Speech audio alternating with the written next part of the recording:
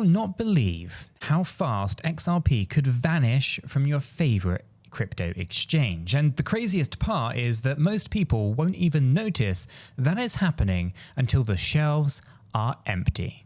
So picture this, it's a lazy, Sunday night. You're scrolling through the usual charts, maybe sipping something cold, half worrying about what Monday's to-do list will look like, and you flick open the XRP chart and remember the wild mid-January spike when we broke straight past $3?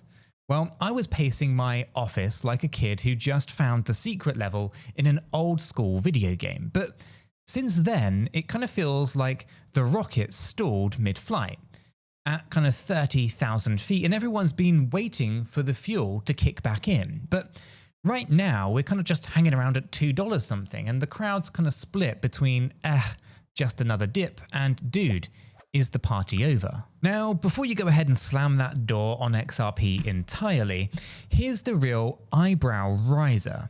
𝗕𝗘𝗪𝗓𝗓, this is the 𝗕𝗢𝗠𝗠𝗘𝗥𝗦 guy who never kind of minces words, thinks that we're heading straight for a supply shock. There's not a kind of gentle, inventory's getting low situation, just a full-blown, lights out, sorry, we're sold out scenario by 2030. That's just 5 short years, my friends. Blink twice and that's your next phone upgrade. So let me break it down the kind of same way that I explained it to my little cousin who still mixes up Bitcoin with Robux. So imagine walking into your favorite sneaker store on lunch day, right? You expect to see rows of shiny boxes, but instead the shelves are bare except one lonely pair of toddler size. Now you turn to the cashier and ask where the rest went. They shrug.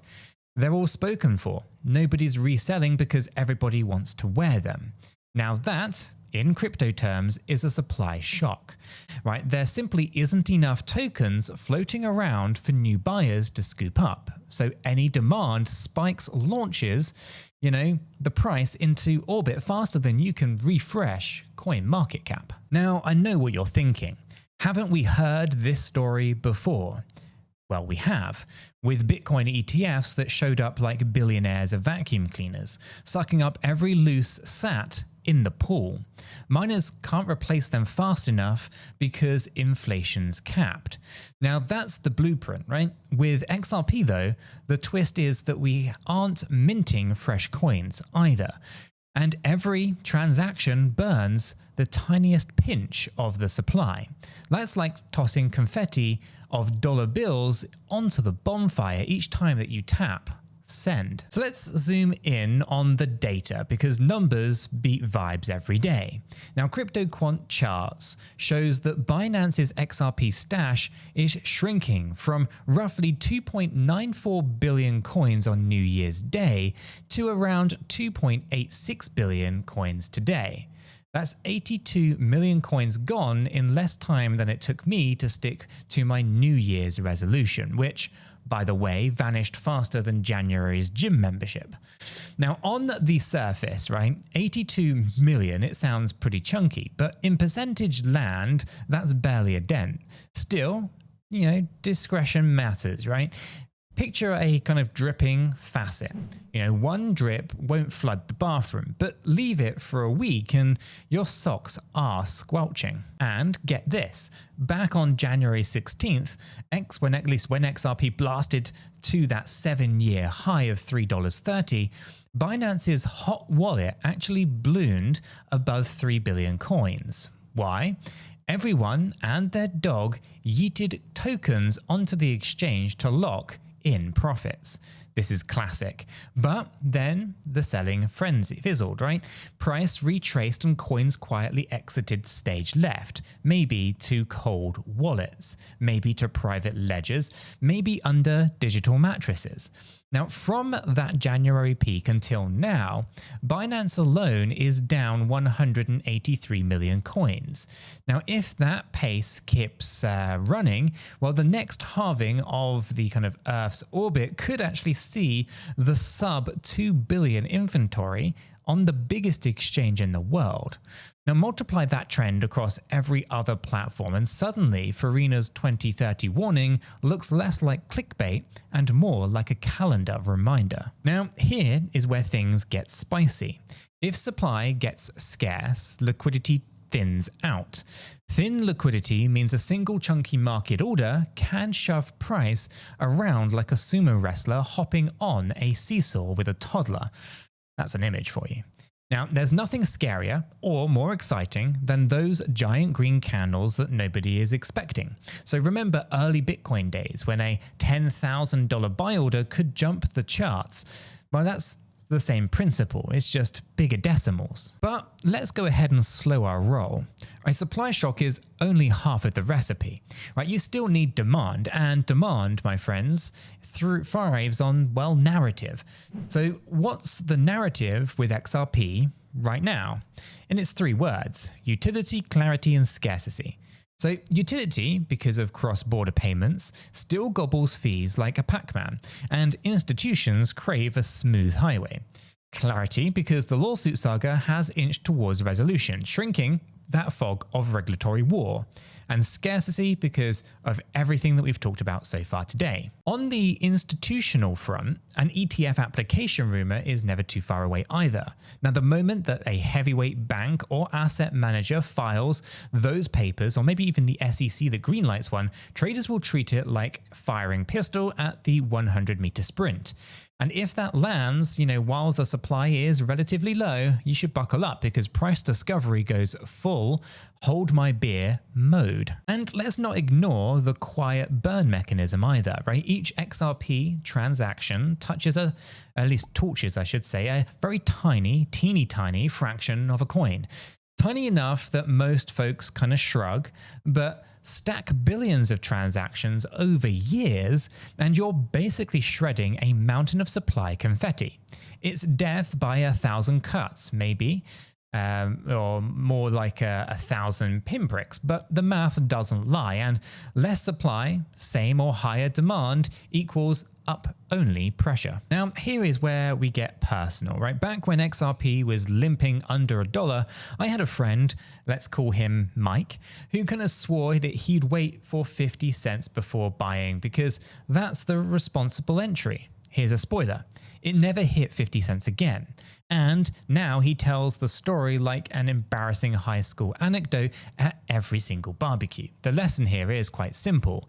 Markets rarely gift wrap the perfect setup, right? They either sprint towards warning, or collapse when you're kind of AFK making a coffee, which is why I keep a starter pack, bag of XRP, if you will, in cold storage like apocalypse canned beans.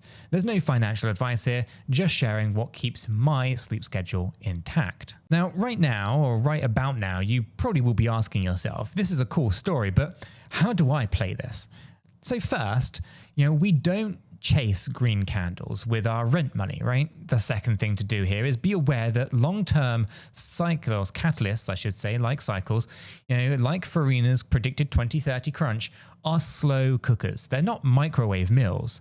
Third, right, if you're kind of tired of trading solo, the gang and I hang out in our free crypto Discord server. There's a link for that lounging around in the description, just waiting for you. And if you've got questions, hot takes, or just want to kind of meme about supply shocks with people who understand your pain, jump in. Also is a quick shout out to Blowfin. Now, if you're kind of shopping for an exchange that's actually paying attention to user feedback, instead of acting like a kind of cable company on hold, Blowfin's got you. Now, their matching engine feels smoother than a fresh jar of, let's say, Skippy. And they're hustling to list promising assets before they hit the mainstream hype. So hit that link in the description down below, snag your account and your trading bonus, and start trading on what I honestly believe and what I think could actually be the best up-and-coming crypto exchange of 2025. They've been leveling up features so fast that I'm half convinced there's a caffeine, IV drip in their dev's office. Okay, so let's get back to the main quest here. Let's stress test Farina's timeline then. 5-year runway. Now, exchange reserves melting slowly. What accelerates the meltdown then? 2 words: self-custody culture. Okay, so that might be 3, but I'm pretty certain it's 2. The more investors that move coins off centralized platforms into hardware wallets like Ledger, there's a link to Ledger in the description down below. This is done partly for security, partly for the warm, fuzzy feeling of true ownership.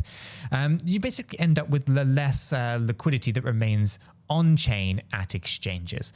That kind of means that every spike of FOMO draws from a shallower pool and price splashes higher. So if we care about driving price higher, absolutely all retail investors should really look into a Ledger device for cold storage, removing their supply from the exchanges. The next catalyst is partnerships. If Ripple lands another monstrous bank deal in Asia or the Middle East, my Dubai viewers, I see you, transactional volume will of course skyrocket. Higher volume means more transaction burns, pushing us towards that supply cliff even faster. Pair that with regulatory clarity in key markets. The US is creeping along, but smaller jurisdictions are sprinting too, and suddenly XRP kind of sits at the center of a legit cross-border rails, not just speculation. But here's a potential curveball. What if new derivatives, or my worst fear, synthetic products, soak up the demand without removing physical coins? Well, that could cushion supply shock, or at least short term. Now, futures, options, tokenized funds, they all create exposure without outright ownership. So yet, history actually shows eventual kind of real-world settlement drains spot liquidity. So the same story that we saw with gold back in the day, right? Paper claims versus bullion. Now, when you squeeze, or at least when the squeeze hits, people, they want the real thing. And while we're cooking here, let's sprinkle in some sustained kind of research on top then. Right, they floated a price corridor of $33 to $50 if bullish factors align. Now, that sounds outrageous, right? Maybe. But, scroll back to early 2017 and tell someone or anyone that Ethereum would top $4,000 in the next cycle, and they would have laughed you out of the chat room. Markets have an annoying habit of beating your imagination once the snowball starts gathering mass. So let's fast forward in our mind to, let's say, late 2029. Picture headlines screaming, exchanges pause XRP deposits as liquidity dries up. Now, social media would be melting. Your neighbor who thought crypto was a scam is knocking to ask if you still have that Ripple thing. And those dusty cold storage bags, suddenly VIP passes. Now, of course, nothing is guaranteed. Regulation could turn heavy-handed. Ripple's ODL product could, face stiff competition from CBDCs. Or maybe retail loses interest because a new shiny meme coin with a cat mascot distracts them. We weigh the possibilities, not the certainties. So from my seat, the risk-reward still sits positive. The worst case, XRP turns sideways longer than your patience can stomach. The best case, supply shock kicks in and you're watching price climb like a SpaceX launch while you sip coffee in your pajama pants. Either way, knowledge is the cheapest hedge, so showing up here earns you brownie points for your future self. And by the way, quick reminder, the Discord link is still waiting for you down below. It's 100% free, zero spam. In fact, we ban pretty much every single scammer as soon as they're identified from the server. There's only real legitimate people in the Discord server, modded by people who actually read messages before swinging the ban hammer. Now, we've got live chats, trade ideas, and yeah, occasional dad jokes as well. And if you join Blowfin through our link, ping me in the server, there's all sorts of additional benefits for people using our affiliate links in the description. All right, so let's wrap things up, right? We've walked through, the dwindling Binance reserves, the pinprick burns, the institutional vacuuming, and Farina's very spicy 2030 forecast. We've compared XRP shelves to empty sneaker stores and spilled enough metaphors to fill a kind of poetry slam. Bottom line is, watch the supply side like a hawk. Every coin leaving exchanges is one less chair in the musical chairs arena.